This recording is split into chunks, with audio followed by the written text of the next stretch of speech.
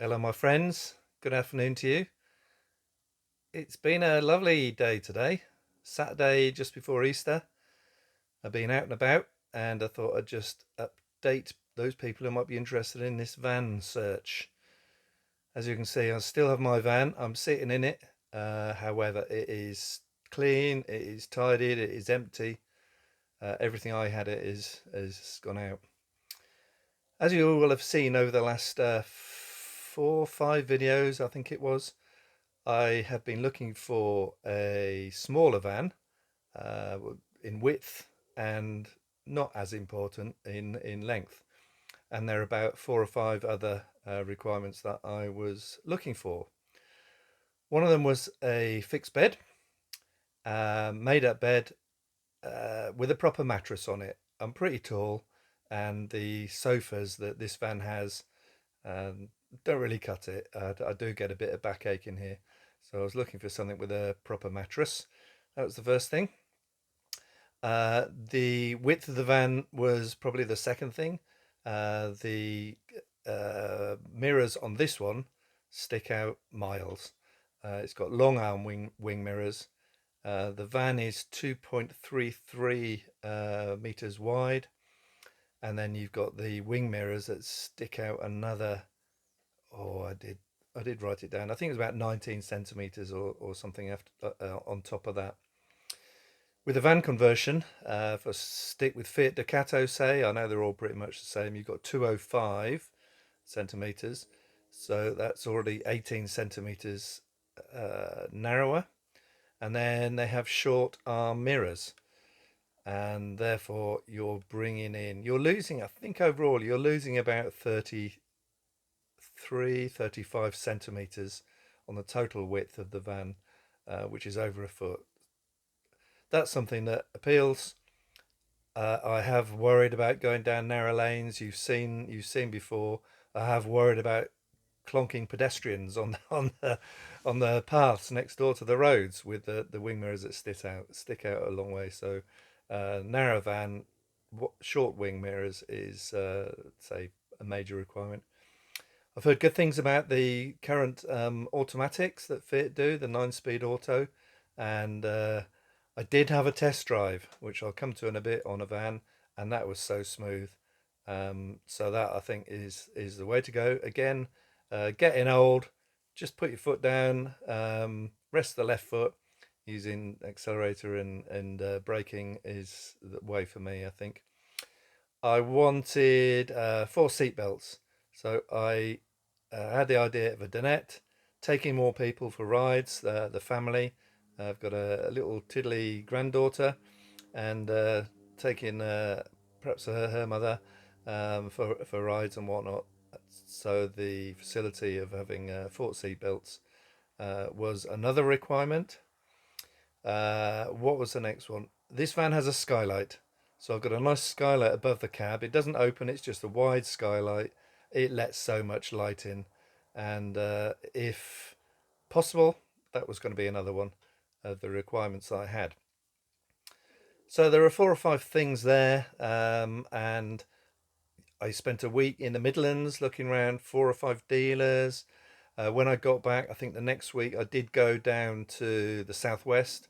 I looked at 3 other dealers on my way on one day down in the southwest, and 1 or 2 of the vans were repeats of what I had looked at earlier. And I then asked them if they would do part exchanges, and eventually they came back to me. The sales manager of this particular garage came back to me and said they would give me what I was asking for my van, which I thought was pretty good. They said they wouldn't make any profit on that, but they would make their profit on a new van. Now, this is an interesting thing. New van is not something I was looking for. I was looking in new vans just really to get an idea of the height, the length of the beds, etc., and not worry about other people's um, bits and pieces they'd left behind. So I was just concentrating on the height and the length of things in the van. However, trying to find a second-hand van that is maybe 4 or 5 years old and is in good nick it's proving really hard. I've looked on Auto Trader. I was looking in these garages.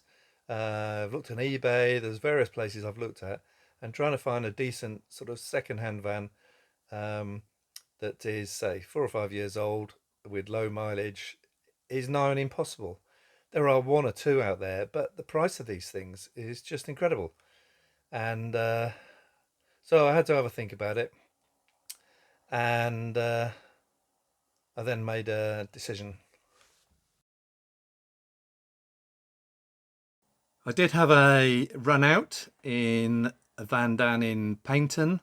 I went to the dealership there again, and this is probably the third time I looked at a particular van, and went for a little drive for 20 minutes, half an hour or so in it.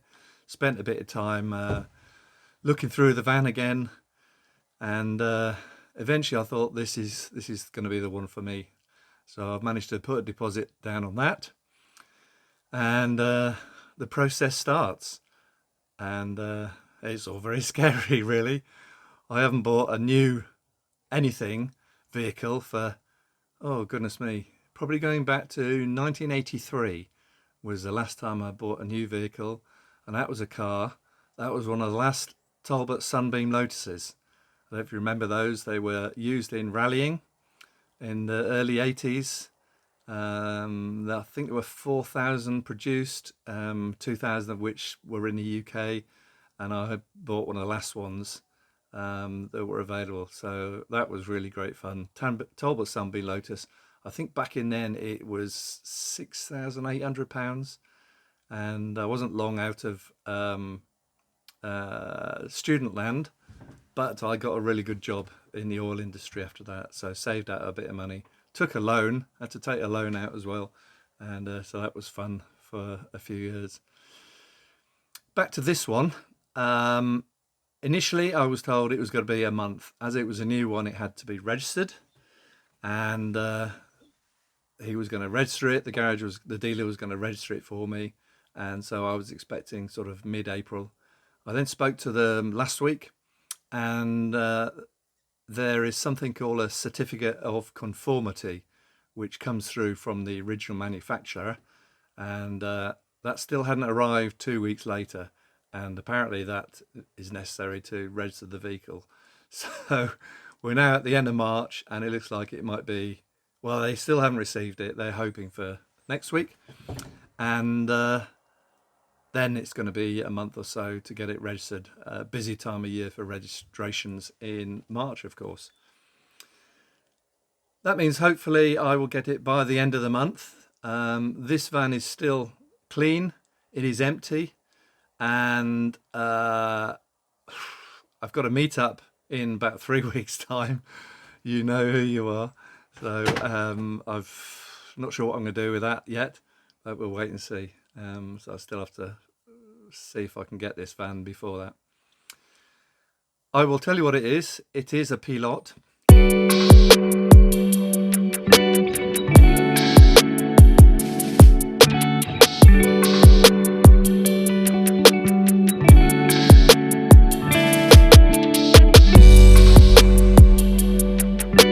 That is really my second choice. If I had loads of money and everything was perfect, I think I would have gone for the Adria Twin Supreme 640 with the longitudinal beds. That matched just about all the requirements I had, but it was way too expensive. I couldn't justify that.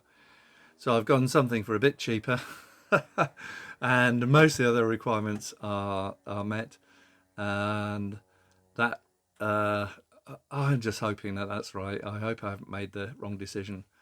The money is a bit of a worry. However, I've got some pension pots which I was hoping to get out before I have to pay for it.